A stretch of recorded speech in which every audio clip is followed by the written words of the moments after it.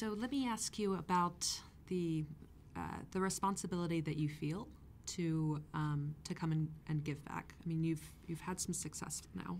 As you said, it could be quite easy to come and sit here, have a nice life somewhere else.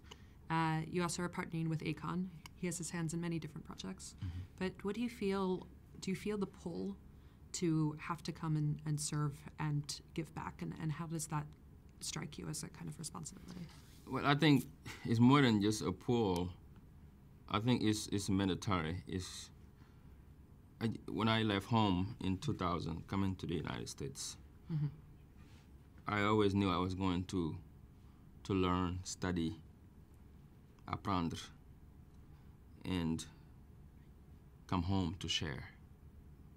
It's an obligation. How much is given, much is required. I grew up in poverty. I can feel the pain back home. Growing up around 28 brothers and sisters, and in my grandfather's house sometimes, 3-4 days we couldn't eat because we couldn't afford to find rice as cheap as $1 or less a day. And I was pushed to come here to look for a better life for myself and my mother and my brothers and sisters. I wanted to create a decent life for them. But when I came here, I never forgotten the day I left home that there was a responsibility waiting for me back home. There was a lot of millions of young people like me living those same conditions throughout the continent. And I've done everything I could in the United States to be ready to go home. And that meant that even if it's just an experience that I can share to put hope, to give hope to young people, which we know even through being around what President Obama was doing here in the United States, that hope does matter. And we have a lot of young hopeless people in Africa. We are one of the richest continents in the world, but yet last year we lost 1,500 young people in sub-Saharan Africa alone, taking the boats trying to go to Europe, chasing a dream that doesn't exist. Most of those young people, 1,500 of them died in the ocean, hopeless. And this,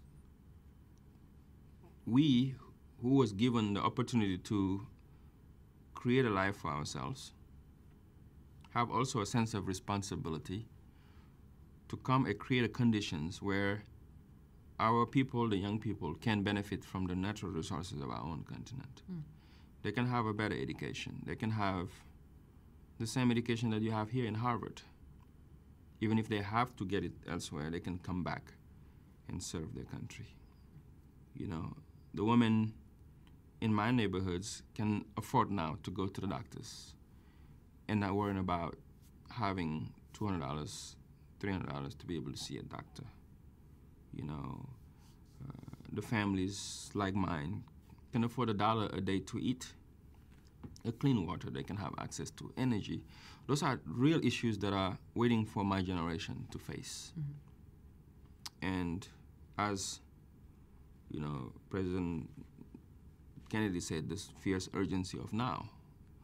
There is something that's an urgency that every African, every young African, wherever you are in the world, especially the diaspora, need to think about every single day, because Africa will not change until people like us can come back and bring our peace into what will change it. So this is why you see the need for me to get involved in so many projects in the continent.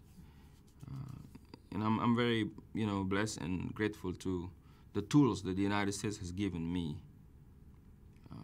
America allowed me to excel, to show my skills, to exercise what I could.